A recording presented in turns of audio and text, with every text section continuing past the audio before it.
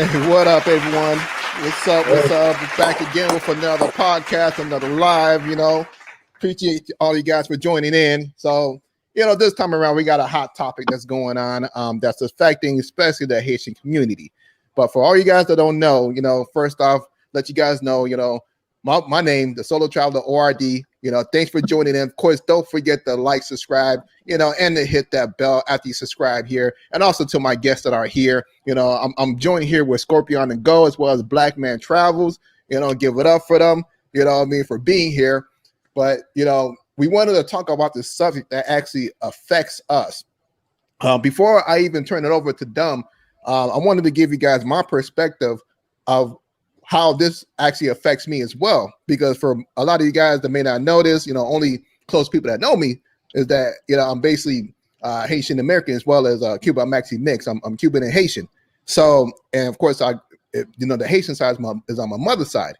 And, of course, I grew up with her, mostly her, most of my life with my entire family. So I know most of the, some of the tradition that goes on and so forth, as far as Haiti and all that good stuff, and one thing about it is I'm first generation of immigrant here in the United States, because my mother, she was born in Haiti. She actually was born in Port-au-Prince in the capital, while my grandmother was born in I believe in Jeremy, but then she moved to Jacmel, and basically she has a house out there and so forth. Prior to her passing, we still have the house in the family, but nonetheless, we still have roots, to Haiti, especially all of us that is here, Scorpio on the Go as well as Black Man Travels. So there is some things, we actually wanted to talk about what has transpired in the news media about the president, because of course you guys know that he has been assassinated. Unfortunately, any assassination or just anyone dying is which is really a wrong thing, something we don't like to see. But nonetheless, I wanted to give you guys some facts of what was reported by the media. One thing about it is that also, we all going to try to give our facts of what's been going on, some of the things that's been taking place as far as what has happened after the murder or the assassination and so forth.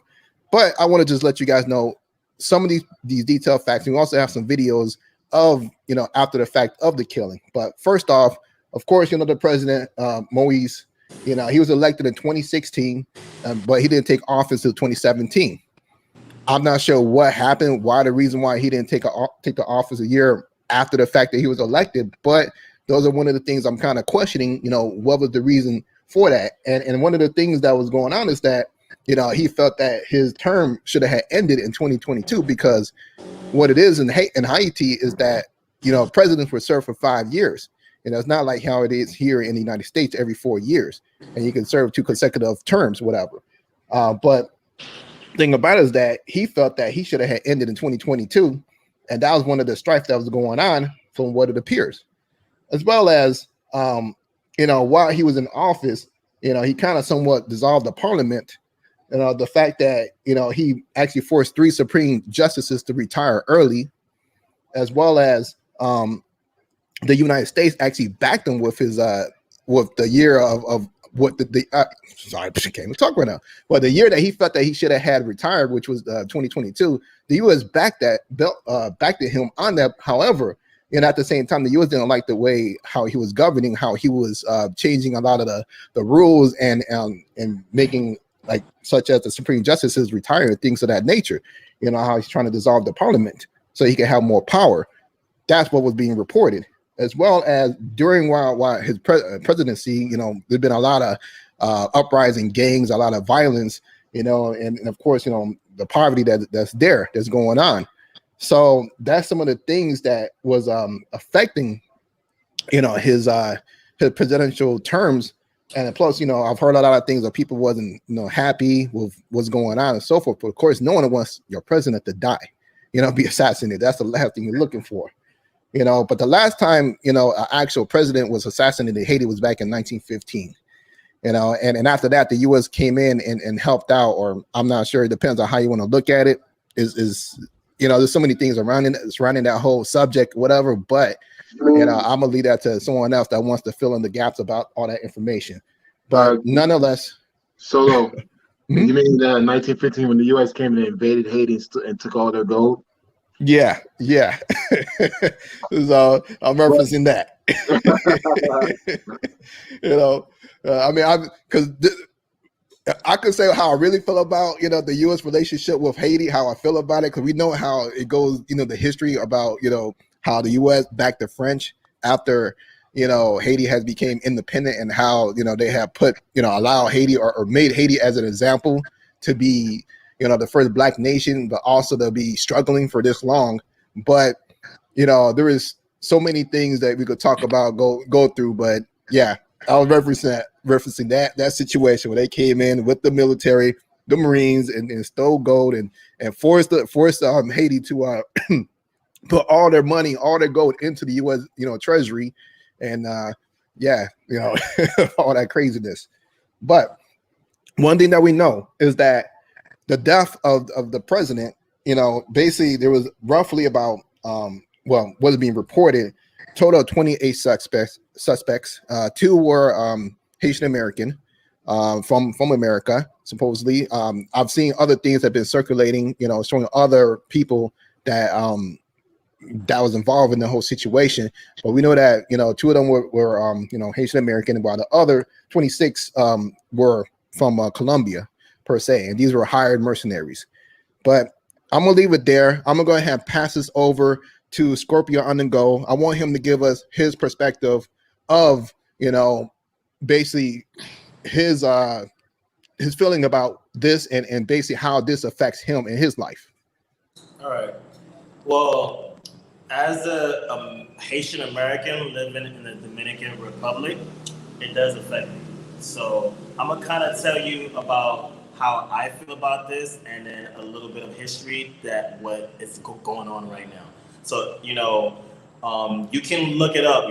Haiti basically stopped slavery around 1791, I believe, and then they got their independence around 1804. So they have a long history of war. They had to fight against France, the Spain, the British. So it was a long road for them, right? So 1825, France came back and basically said to Haiti, "Hey, if you don't pay us back," they came back with warships and other things, and they said, "Hey, if you don't pay us back, we're going to enslave you again." So the president at the time agreed to the amount that they wanted to pay off. It took Haiti 1947 before they paid that amount off. And they didn't even pay it off, they settled it. So from 1825 to 1947, it was 122 years that they were basically crippled the economy. It's just like they couldn't come out of it, okay? Then you add political corruption on top of it with outside forces that are included. Then you add natural disasters. These are the things that are basically holding Haiti back, and it's very looking from the outside in, it's very worrisome, because it's almost like when they'll be able to pull out of this. So let's fast forward it into what's going on right now. Obviously, there's been a lot of things that's been reported with the whole assassination of President Moise Joseph. Okay, now I'm not going to pick sides as far as what he was doing good and what he was doing bad. But what I can say, he was still the president, and he's still the main figure here in this country. And the fact that he was murdered like that so easily is basically pissing a lot of people off. And being here in the DR, they're not really talking about it as far as the Dominicans. They're kind of like staying out of it. But with the Haitians, like, everybody's like, really, staying connected on what's going on, because it's just a hot step away. All right. So it's being reported that 26 Colombians and 2 Haitian Americans were captured. Okay. So that is what's being reported. There are videos circling around with the events happening as far as the whole abduction, well, not the abduction, but just the whole operation that at itself. So there are a lot of questions that we really don't know, we just see on what's being reported. But I can tell you that Haiti has been given a bad hand for since their inception, like for years. While they were the only country that stopped slavery, that it was the only free black country at the time, right? So you got to think about it. You have America right there. You have all these other Caribbean countries that are usually ran by the British or Spanish. It creates a very volatile kind of aspect to it. So that's what we do know right now. What's going on for me as a Dominican? Oh, I'm not Dominican, but as somebody that's living in the Dominican Republic, but I'm Haitian American. It makes me, I don't always follow what the news say, but I see what's going on. For how easily those guys came in, and then for how easy they got caught, it just seems very suspicious. And there are a lot of conspiracies that are going on that I won't say because I don't know, because I don't have the actual facts.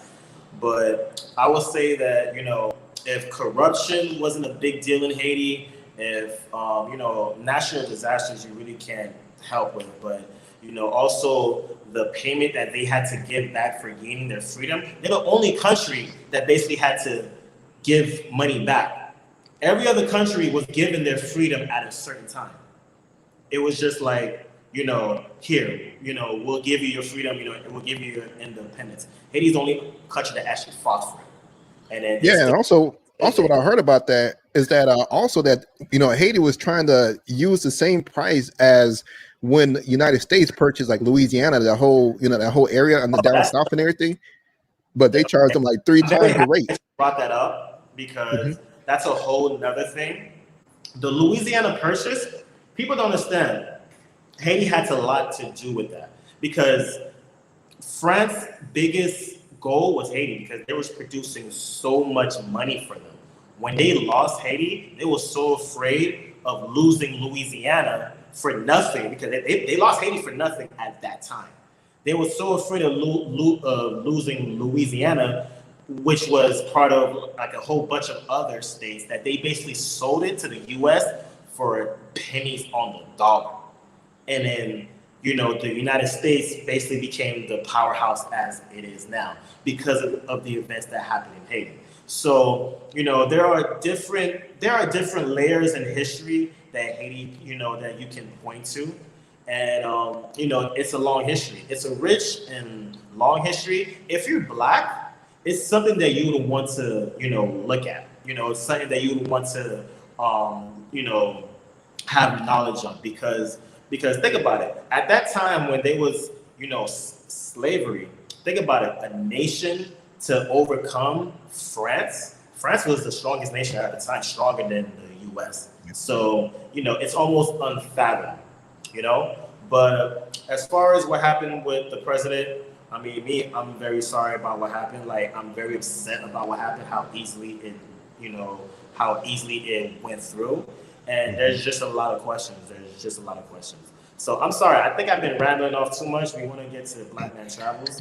Yeah. Well, before I get into Black Man Travel, let me address this super chat from Nate in your state. Yo, thanks, man. Appreciate that. Drop the bomb for him. He's sorry to hear about what happened to Haiti.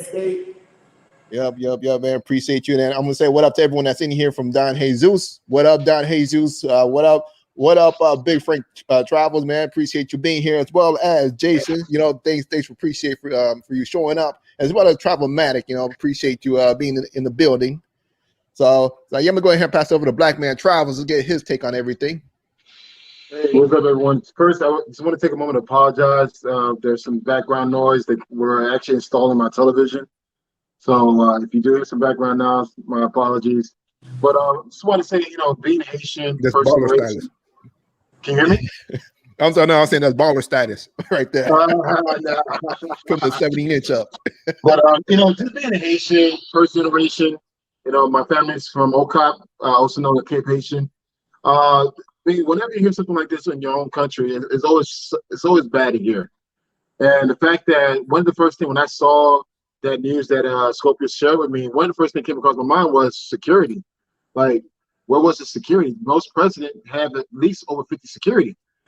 And the fact that no security was harmed, just, the president and his wife, someone dropped the ball or purposely dropped the ball. So I don't know, man. Like, I'm not trying to be a conspiracy theorist, but this whole thing seems kind of fishy. And the fact that they caught these guys so fast, like within 48 hours, that's interesting to me. And also too, like, the missionaries are from Colombia or from Venezuela, whatever they're from. I mean, of all places, Haiti actually helped these countries get their freedom from Spain. Ecuador, Colombia, Venezuela. So for them to actually, no pincer. For them to actually do that, that's kind of like a slap in the face to us based on our contribution to their freedom.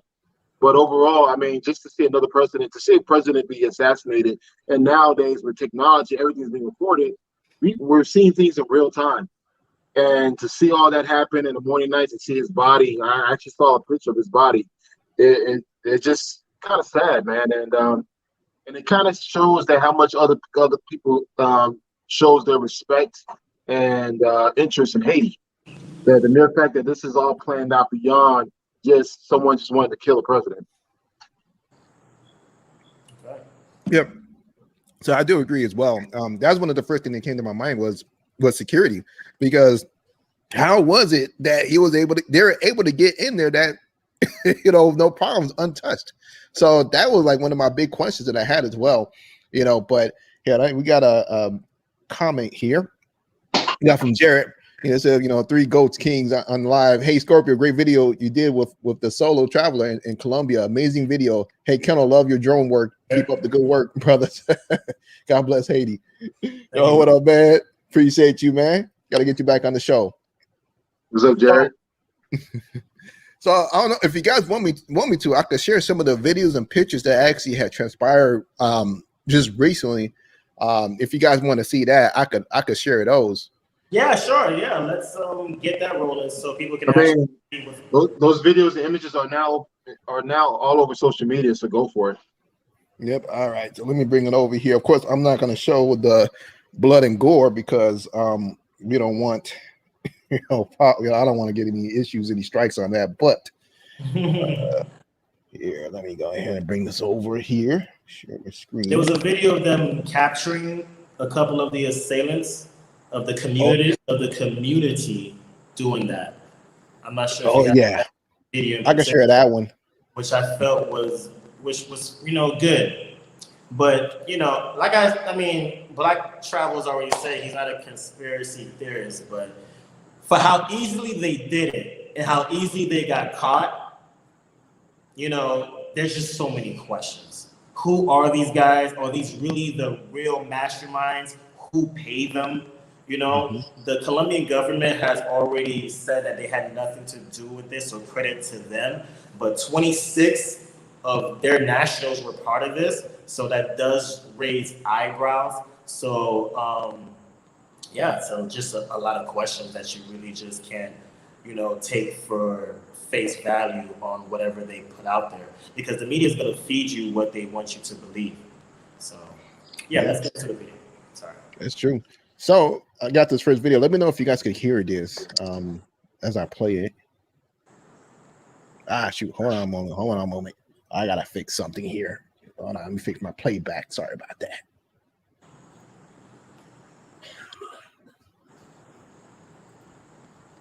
All right. Here we go.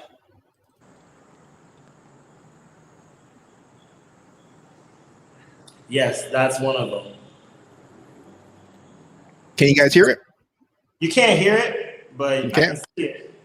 Okay, here. I will bring it back and I will share it so I could here. Yep, because way I have my system set up is a little different. At times you guys can hear it without me sharing it, so I didn't want to cause any issues. Here we go. But the visual was all you need on that particular video, because it's what's happening exactly, like just a little bit. I can hear it a little bit. Okay. Yeah, there you go. I can hear it. So as you can see there, those men were reportedly got lost, and then they were hiding in the community, and then the really? community basically pulled them out. Really? Yeah, those two particularly, like they got lost from the group, I guess, because yeah. Question is, where were they hiding at, or in which area? Do you know offhand, or? And I can't even give you that information. I'm not too quite sure. Everything happened on the inside land of Port-au-Prince. So as far as where the president's private residence is, because currently the president of Haiti was not staying in the house in the palace that like where they would normally stay at, because back in 2010 when the earthquake happened, they never really fixed it up. So the presidents have been staying in their own private houses, but his private house was still equipped enough to, to see an attack happening like that. So that's what's raising all the questions. Interesting. It's good to know.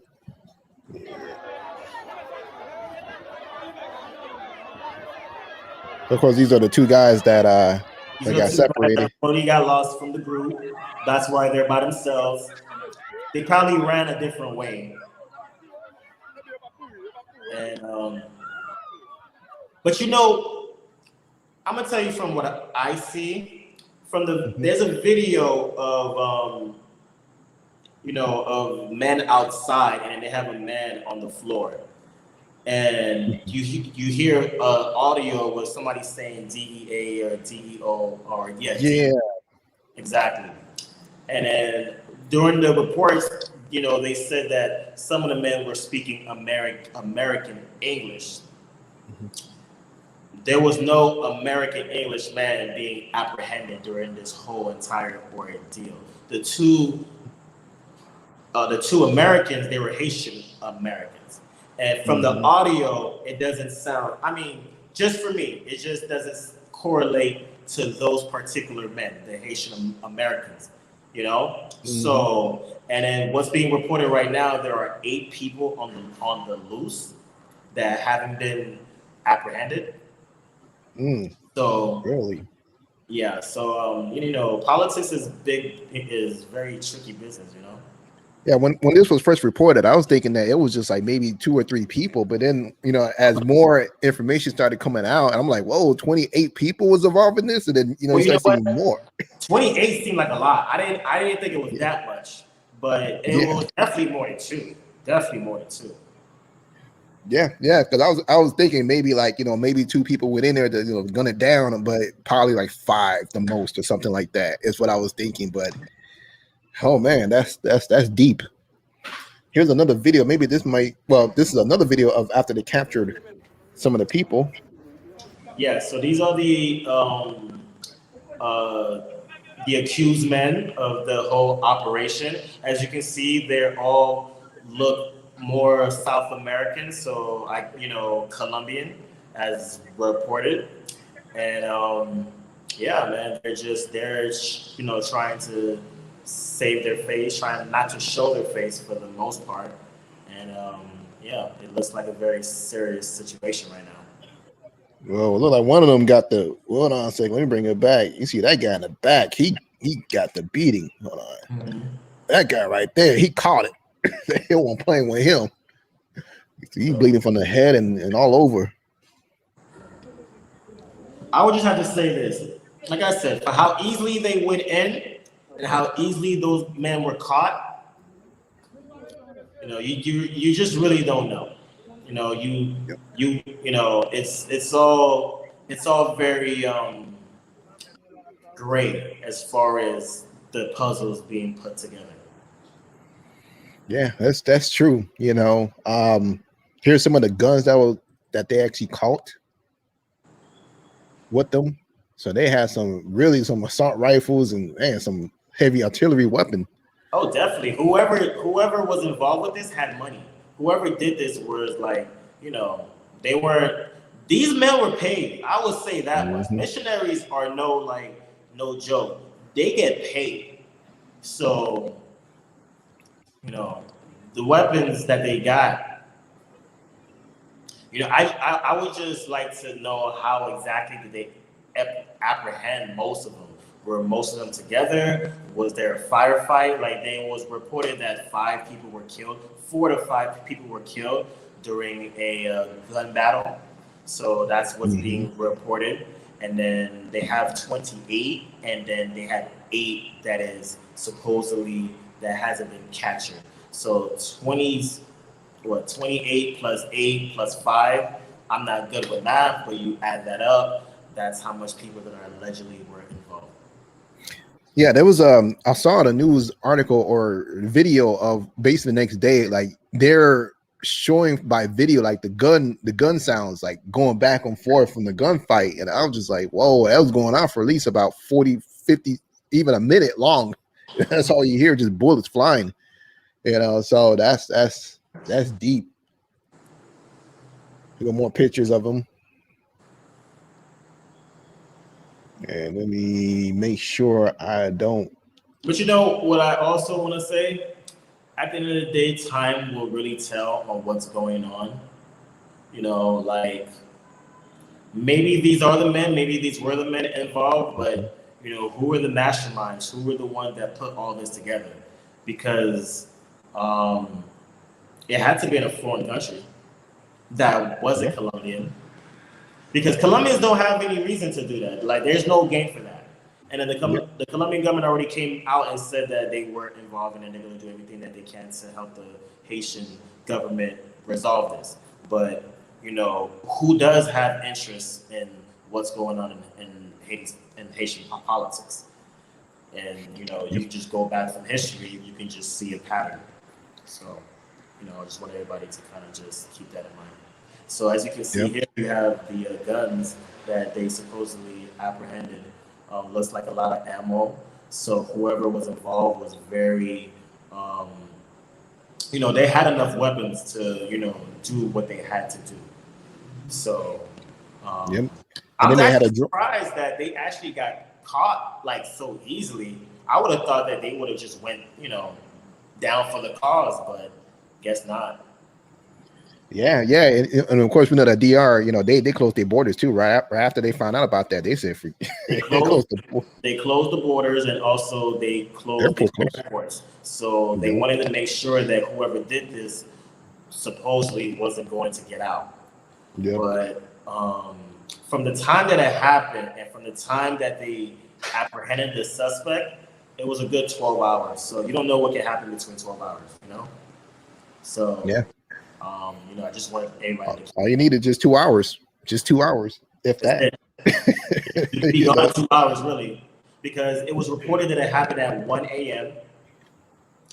And then, um, yeah, you can be they like the reporting of what happened didn't start happening till around 6 a.m.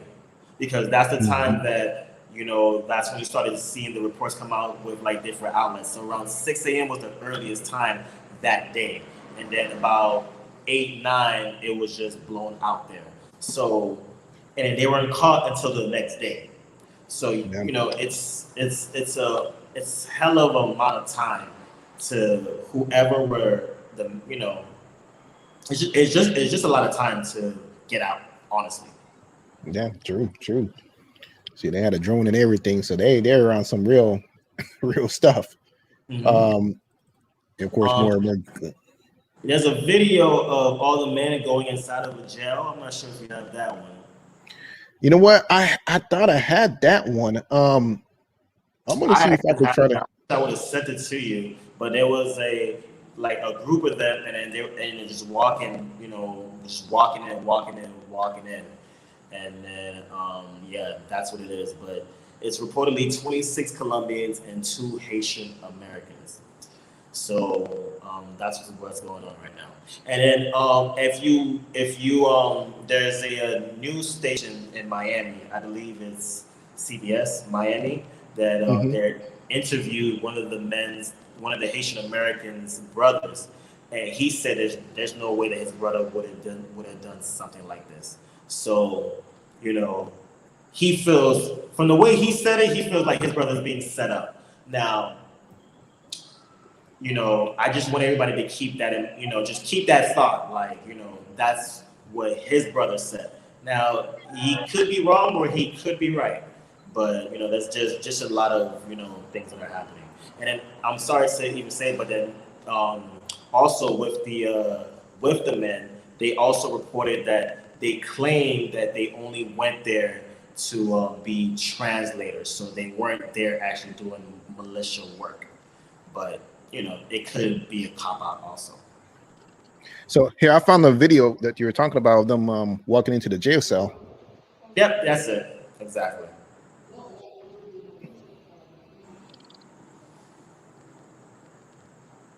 Yeah, that's the men, and then obviously they're being roughed up pretty bad. And then like I said, only time will tell to see what exactly happened.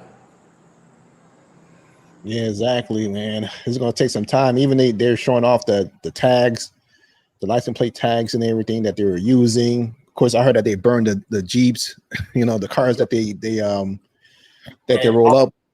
And also reports show if you can go on different outlets that some of the men were basically touring the Dominican Republic a couple of days beforehand. So they were on this side of the island at one point, basically touring the island, including one of the Haitian Americans. And then they eventually went on that side and did what they had to do. So some of them did come to DR first and then traveled by land. I don't know if all of them, but I would say probably more than half. Let me take a brief moment to talk about this one super chat. Hey, what up? Thanks again, Nate, in your state. For $5, it says Haiti should follow the money. Get them to speak.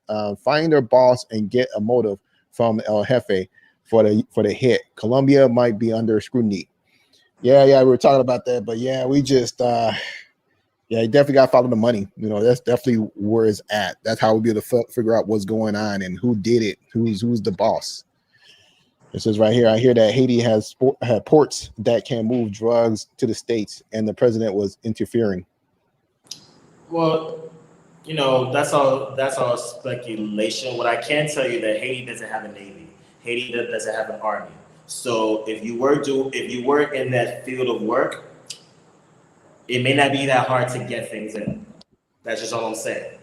But there are U.S. Around the water. The closest authority that you would come across are U.S. And depending on where you at, you might run into them or you may not. So that's what I know for sure. Okay, cool. We have Don Jesus in the building. What up, Don Jesus? Don says USA trains the Colombian military, but you say you could be mistaken. Yeah. Unless we have facts on it, we got to make sure we have the facts. I don't know, so I can't confirm nor can I.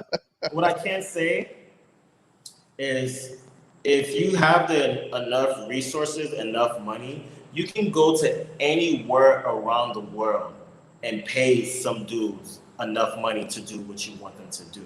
So that's why when I heard that a lot of them were Colombian, I didn't automatically think it was like, oh, like the Colombians are trying to do something. Like, no, I didn't automatically think that, because like you could go to this and that country and pay a whole bunch of dudes to go to another. Mercenaries, all they care about is money.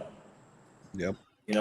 Keep that in mind. All they care about is money. And if they get paid enough with an insurance policy, they'll make it happen. Interesting.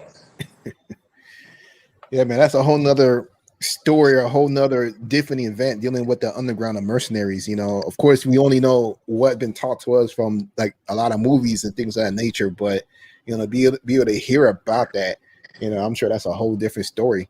Just be able to see that. This is like, I mean, I've seen a lot of mercenary movies myself, so I'm not saying what it's go down to movies, go down to real life, but a lot of stuff correlates together sometimes, And what I do know, they're not doing it for free.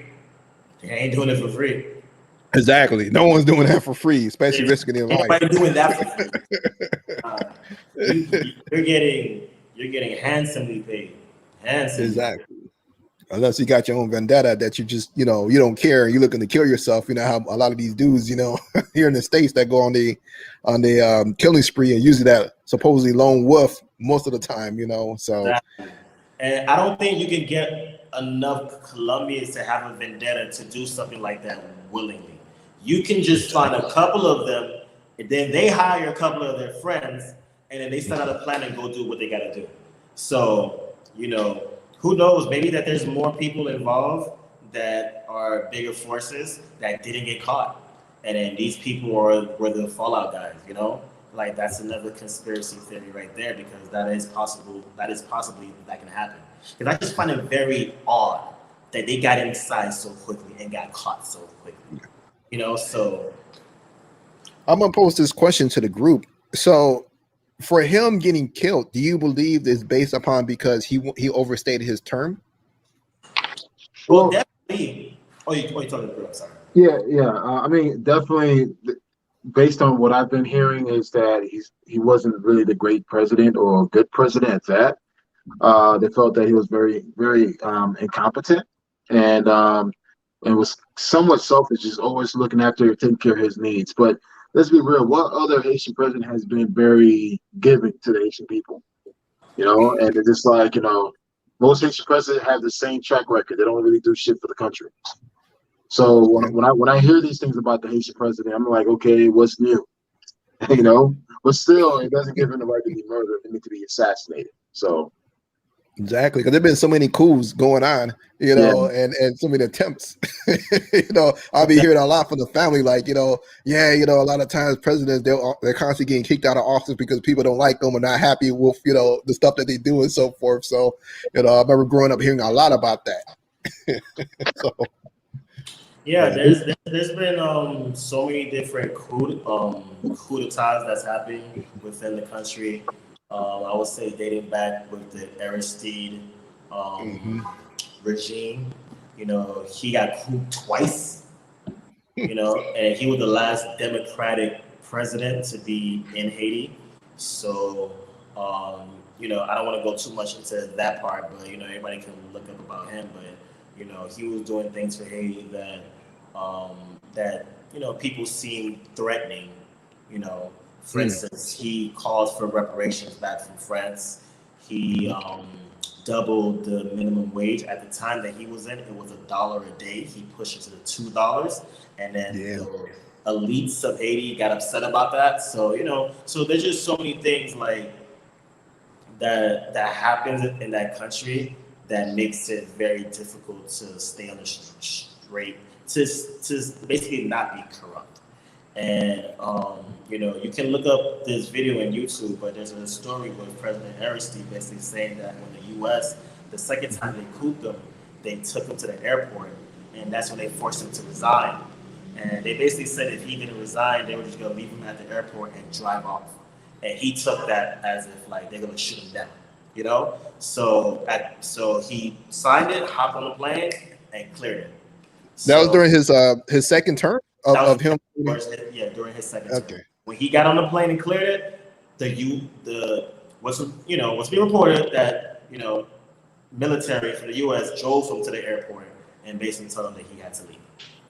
So that was the last Democratic president in Haiti, which he had over 90% of it was very high. Like I would say more than 95, 97, but I don't have the exact number. But it was in somewhere in the north in the 90s, and then that had the biggest turnaround in Haiti ever because not that many people had voted before. The thing with Moise, when he came in, there was a lot of issues that were going on. Let me close this down. There was a lot of issues that were going on, and then as far as him, the way that how he came into power, he basically. The elections that happened, that's what's being reported, only 10% of the population voted. Yeah, I heard about that. Out of the 10%, not sure how many voted for him from that. So he was basically just kind of put in by the U.S. government at the time. And throughout his tenure, he started changing laws. He started trying to do different things. And then, you have the whole crime that went up. You have there was a lot of gangs violence that were happening during his presidency. So, he was getting blamed for that, So I can't say about how those things were happening, who was behind it, if he was behind it or not. But when you're the president, everybody eyes on you, so you're gonna get blamed. As far as him leaving, he should have been gone already. Yeah. But with Haiti, like their stability is so downwards. You had the prime minister that just resigned, and then when he resigned. Tell us a little bit about what's the purpose of the prime minister, if you know the prime minister and the president. Haiti is basically like the vice president. Yeah, he's like the vice president. So he's basically like the vice president. And so if something happens to the president, he's next in charge. But then the only thing is, the prime minister had already resigned. So the new prime minister hasn't been sworn in yet. So if the prime minister thing is happening, then you go to the highest court. The highest court guy died of COVID like 2 weeks ago. So that's why there's just so much of this whole chaos, because they don't really know who's the leader. Because you have two prime ministers, because really it should be the guy of the highest court, but he already died and nobody replaced him yet. And then you have two prime ministers. One is the acting, because he had already resigned, but he hasn't. But then the other one hasn't been sworn in. So, what I believe is going to happen is going to be what always happens, is that a peacekeeping organization is going to come into Haiti, provided by the United Nations, maybe alongside the United States, and then they're going to do what they see fit to fix it. So, yeah, rebuild it on their own, how they feel they want to be built. And of course, I've heard stories in the past how they put in different puppets in place to run Haiti for, United States. But I'm, just saying what I've heard. The president that died in Haiti was in 1915, I believe. And in that same year, the United States invaded Haiti, and then took a whole bunch of gold and stuff like that. And then I believe the president at the time, I want to say it was Roosevelt, but he changed the constitution of Haiti at that time. And since then, it hasn't been changed. So what he did was to allow outside, things that could happen, because Haiti at the time was very privatized. You couldn't do things without the citizens basically getting a cut out of it. Like, everything belonged to the citizens. Like, it wasn't a capitalistic society. But once you have the president at the time of the US, he came and changed the constitution. Basically, now it just changed a whole bunch of things. So one of the things that they changed in the constitution, that they wanted over 30% of the government to be women. So it sounds like United States stuff. Yeah, sounds like they're what that's supposed to mean or nothing. But now you take away a lot of masculine type jobs. Yep. And then also that there's a lot of things that they also changed. At one point, foreigners or people of lighter color couldn't own land on that land. Now that's not the case. So then you have that. There's just so many things that was changed, and then now this is what the country is basically having to deal with. So yeah. Sounds like someone needs to change the constitution and bring it back to privatize and so forth if possible. Can I say one thing? If I'm sorry to interrupt, where the 1804 Constitution is being held at? No, it's being held in Duke University. You serious? They have it. They have it in a memorial. They have the Haitian Constitution of 1804. It's being held in Duke University. Wow. So, as you can see, there's a lot of richness in Haiti, but everybody wants their peace without giving their credit. So, and then the gold that was taken in 1915 was basically Citibank took most of that. So Citibank, most of that money went to Citibank, and they basically held most of Haiti's gold till to this day. So. It's crazy. We got a blue collar lifestyle. He says whenever they start requiring a minimum amount of women, they always become overwhelmingly majority. Yeah, and the culture starts to change. We seeing how that is in the United States. That's how that's affected us now. The culture changed. The culture will change. It will change. And I'm not trying to say this to discredit women, but you know, if a foreign nation has to come in and then implement that, to it kind of gives you what they're aiming at, So yeah. Oh, hold on. We got some stuff here. We got Nate in your state says, I bet it was the lady that name starts with an H and rhymes with an artillery. Artery. Sorry. You got I like that. Don Jesus says Haitian Times. I said 26 retired Colombian soldiers. No, it wasn't 26. It was 6 retired soldiers reportedly that they can confirm. But then the other 20 were Colombian. So they haven't confirmed all 26 were part of the military. The president of the Colombian government confirmed 6 of them were retired military. Okay, interesting.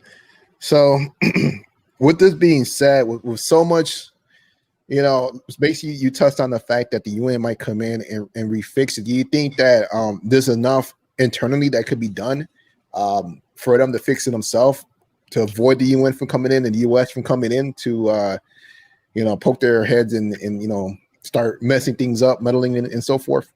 In a simple word, I would say no.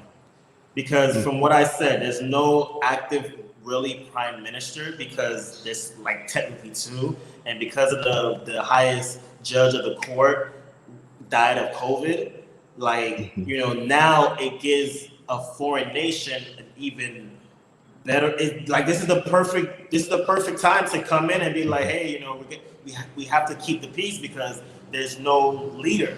There's technically no leader that the other countries will recognize.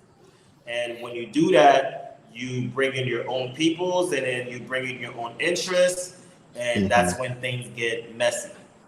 My belief is that truly Haiti has not been ran by true Haitians in a quite very long time. Every time that has tried to happen, it's been undermined. The people that really run Haiti are it's like a 1%. And as you can see, you never see light-skinned or white Haitians trying to move to another country. They stay their butts right there. It's a couple of families owning basically 50 or 60% of the country, and they want to keep status quo that way. And as long as the U.S. officials continue to support that way of thinking, the best way is for them to basically just switch up and support the actual people. So if we can get one person that can actually come in and then that's gonna do the right thing, because there's so much beauty in Haiti, so much beauty, there's so much tourism that can be developed. It's an amazing country, it's an amazing island. Like, I'm here in the Dominican Republic, and it's so vastly different, and it's just like, wow, vastly different. So it's the same island. You know what? I want to chime in on that part. You're right, because I frequent the Dominican Republic a lot, and Dominican Republic is a beautiful country. Beautiful. When I think of DR, I think the possibility of Haiti, what Haiti could become, because it's literally the same island, people. It's the same soil, the same dirt, the same air, but it's 2 different worlds, man. And I remember one time I actually drove out to Dagabon. Yeah, I know that. I was at the border, man, and just to see the vast difference at the border. Just at the border, you can see the difference. I'm like, and it kind of pains my heart that why Haiti's like this. Like, why? Pukisa, because it has so much potential, so much, opportunity to grow, and the people that are willing to work. That's one thing about Haitian people. We will work. And we used to see, man, it doesn't matter where you put a Haitian, either it be in Brazil, Ecuador, DR, even United States, Canada, Haitian people always succeed. So imagine what we could do in our own country. Yeah, but there is actually some nice places like Labadie, if I'm not mistaken, that's like still looks beautiful in Haiti. You know, and I'm like, so I've been to Labadie. That's where my mother and father's from, Okap. oh really? And understand that the country is. I mean, Haiti has a lot of beautiful places. The thing is, the media only shows Port-au-Prince. Yeah, But the destruction. Beyond Port-au-Prince, you can see the same things you see in DR. You can see it in Haiti, but the media just always push down Port-au-Prince. Yeah, I want to share this picture just so that people to get a good, look, see how beautiful. Like Haiti is beautiful. Like as much as people, they like to say, Haiti isn't as beautiful. No. This is beautiful. This is here's a beach over here, and look at this. There is tons and tons of stuff out there that you can go visit, but unfortunately with a lot of the situations that have been going on, I haven't had a chance to go out there. I know my family, they go out there once a year to do medical assisting people out in the small little towns and everything. And unfortunately, because of that, I can't see myself being out there, in the towns. And I will admit that for me, I cannot speak Creole. I only know a couple words. I mean, I told, I had to tell them before the live, like, hey, I had to let them know, hey, I can't speak it. You know what I mean? And it's mainly because of the fact that I'm about 60% for me, 65, 65. So I'm not all the way there, but I can still communicate with folks. See, I just know a couple words here and there, like or a couple of things that will let me know what is like adjective, or like say, T something meaning as little, or I just know a couple of things. And of course, some of the small little things my grandma used to, curse at us or talk badly about us, calling us pigs and everything. So you know what? My Creole is about 60%. Funny thing is, like whenever I'm in DR, I speak Creole, and the Haitian folks' eyes will lit up. Like, oh, you're Haitian? I'm like, yeah, I'm Haitian. You speak Creole? I'm like, yeah, I'm Haitian. I'm supposed to speak Creole. Yeah. Like, even like I went to Brazil. I was in Rio. I actually bumped into a few Haitians there in Copacabana, and I started speaking Creole to them. Their eyes were just happy, like, wow, another Haitian, And that's why, like, whenever I see a Haitian person, I speak to them, and it's just like, because they always tell me that when they meet Haitians in DR or in other places, they never want to speak Creole to them. I feel like, I'm a proud Haitian person, and I'll speak Creole whenever I want. Yeah, see, if I knew it, I would be speaking it every day. That's the only thing I'm upset about my family, because reason why they didn't want to teach us after they came to the States was because they're afraid of us being alienated in our neighborhood. Because in Chicago, where we were staying at, it wasn't a lot of Haitians. Well, actually, no Haitians in my neighborhood where we were staying at. So I'll tell you this: my mother came to the States in 1978.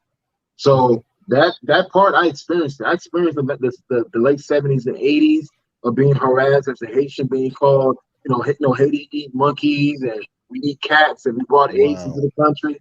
I remember all that. I remember being called all that. I remember Haitian Day when they try to find all the Baptistes and the Payers and they try to beat them up. I remember all that, man. This was like in the 80s and early 90s. So I totally understand that, man. That's the reason why. On that, I didn't necessarily experience that because I might be a little younger. So I was in school in the early 2000s. But what I would say is that whenever you're the last group of a nation to enter another nation, it's gonna always happen. With the Cubans, they went through the same thing. With the Hondurans, they went through the same thing. I'm pretty sure with the Jamaicans, they went through the same thing. So it's usually takes a little time to gain your respect and then to gain your identity also. So, I would say this, that, definitely the Haitians, we got it pretty quick. So we got our respect pretty quick after we eventually settled in, because you said your mother came in 1978. I think the rush of Haitians after Papa Doc was like late 50s, early 60s when they had like a big rush of Haitians. So, it takes time. But I'll tell you this, man. In the mid 90s, a Haitian gang called the Zopound started. And dude, trust me, man, All of us, we were Zulus, man. We all had machetes in our bags, man. And it was like, yo, you fuck with Haiti, you gonna get sliced.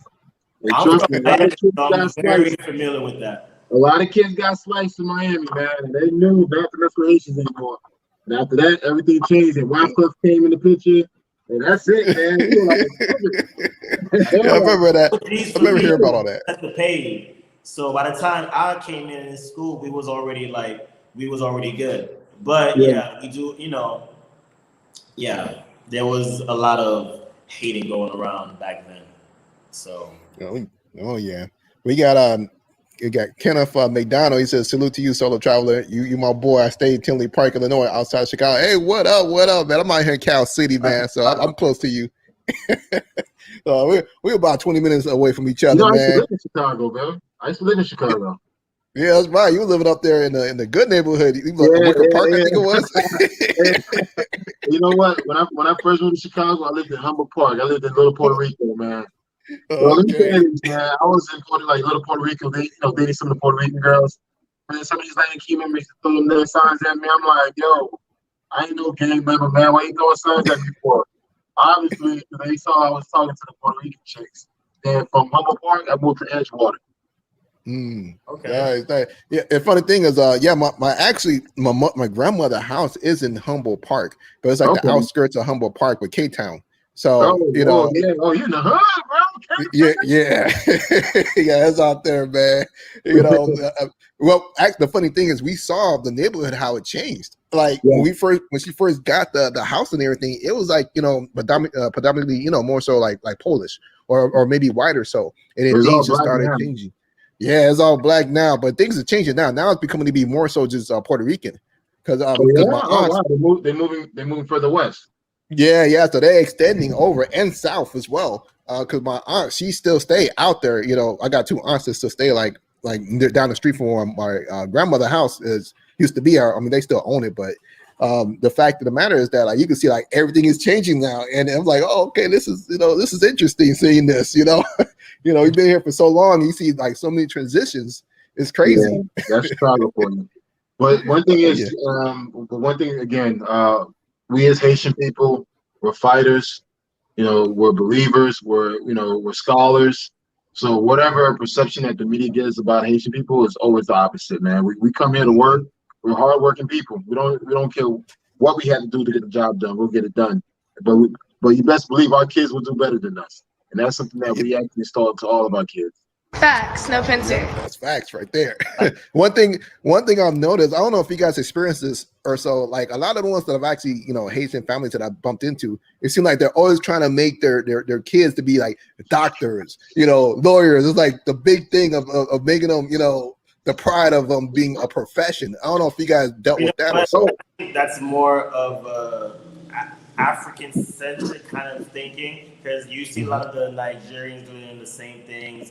A lot of other places in Africa, I think that's just an African kind of way of thinking. The best way to really be successful is to be a doctor, is to be a nurse, and that's really push. But you know what, Scorpio, in the Haitian culture, if you're not an engineer, a doctor, or a lawyer, you're a failure. Basically, yeah. If you ain't any of the three, yeah. You ain't one of those threes, you failed in life, man. You can tell about I'm a businessman now. You're a failure. Don't tell them you're a businessman. Do not tell them that you're a freelancer. You're a YouTuber. Oh, okay. Hey, the worst is don't tell your parents that you're a teacher. Oh, that's so disrespectful. Yeah, hell no. Yeah. Your parents will get the bell and just spank you just for saying it. True. Right. So that makes a lot of sense because that's one of the biggest things my grandmother used to push on. I was like, no, you gotta be an engineer, you gotta be a doctor, And the funny thing is, all my aunts, they went to school, they became nurses and everything. Yeah. So it's like, I'm like, okay. But it's interesting to hear that from you guys. It's nice to be able to share that information because I thought it was just my family, the way that they are. Same way. It's the same way, bro. I think that's every Haitian, Caribbean, African family. If you're not one of those threes, you are a complete failure, man.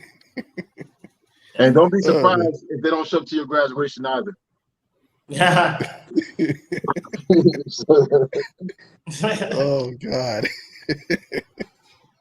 So we got here. We got Kenneth here says, yeah, so when you get back home, maybe we'll link up. Yeah, man, definitely got to link up with you real soon, man.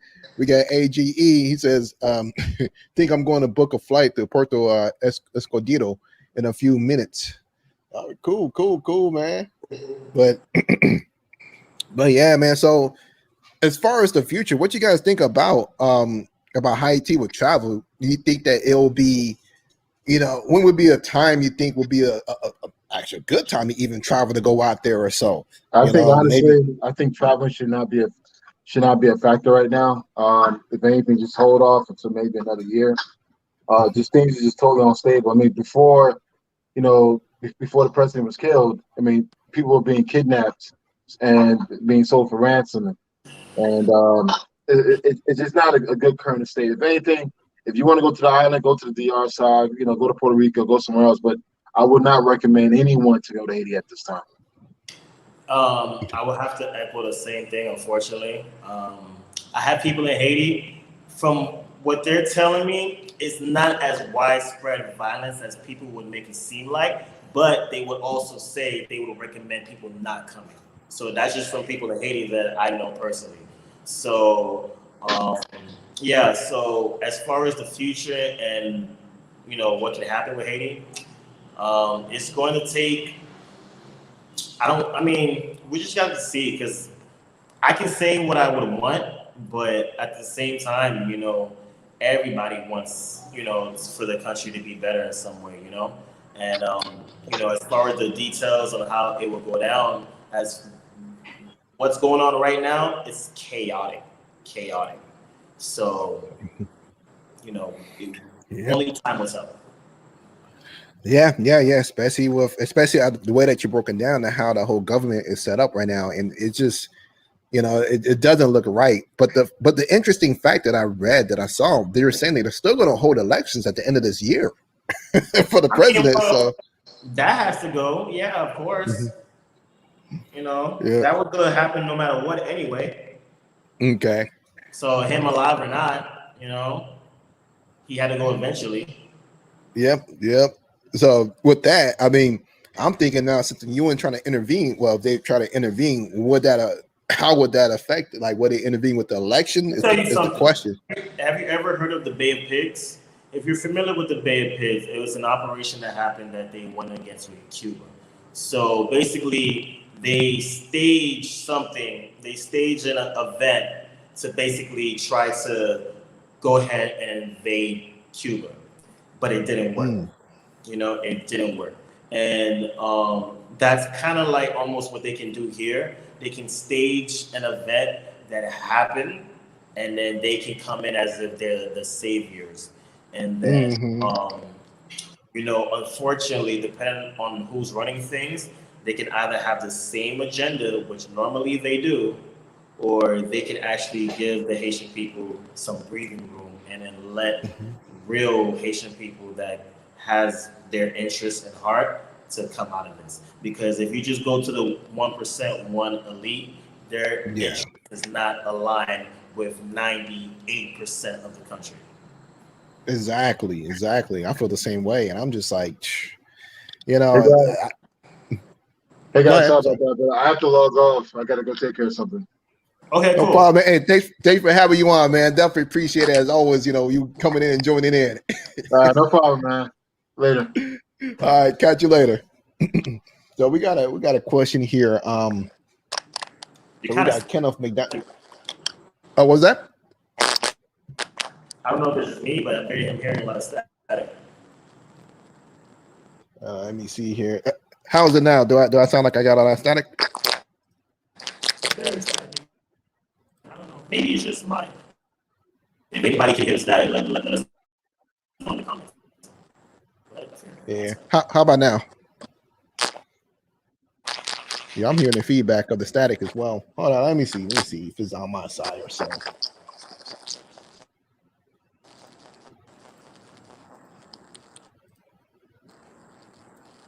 All right, check 1 2. Okay, it doesn't sound like it's on my end. It must be feedback on your end or so. But well, I guess hey, let me guys, you guys that are in the chat, let me know if it's me or if it's well, I guess it's not me. Yeah, I guess it was him on his side. But let me go ahead and read this right here from Kenneth McDonald. It says, I'm considering traveling to Santo Domingo or Medellin, Colombia in August. Yeah, man, yo, both places are nice, man. When it comes down to Santo Domingo, that was actually my first ever solo trip that I went to. And that place always holds a special place in my heart because, like I said, that was my first solo place that I went to. And, you know, because I've been traveling for so many years.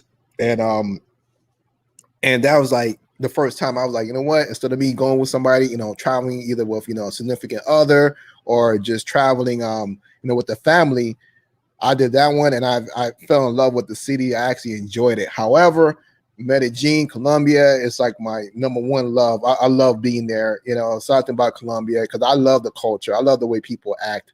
So it is up to you, whichever one, you know, I guess it's all up to what you prefer because, you know, if you want to be near a beach, if you want to be in an island, well, you got Santo Domingo. If you just want to have the city life and you want to enjoy yourself, you want mild temperature weather, such as 70, 75-degree weather to 80, and you know, just cool, nice people, then I say go to Medellin. So it's all up to which one you know, what you like. What is your preferences?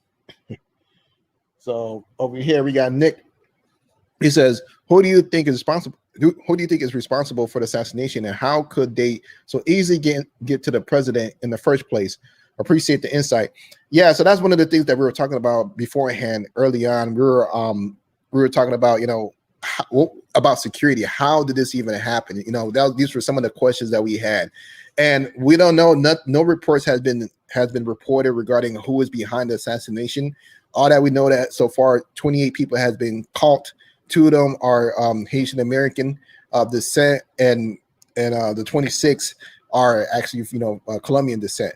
So we just know that a total of 6 of them are Colombian retired army official people. So there's more reports that are being released. We're still trying to get more details of everything, but unfortunately we don't have any insight or any information regarding who is responsible behind it and so forth. But the sad thing about it is, what the questions that we had is that the president guards wasn't even hit. They didn't even get shot or anything like that. So that's one of the things that kind of posed one of those questions. We're like, what's going on? And the echo, exactly what Scorpio on the Ghost said, it basically, ever since the earthquake back in 2010, the presidents have stayed at their location and not at stayed at their house, not at the palace, because of the earthquake and the devastation that has happened to the palace, and it hasn't been repaired.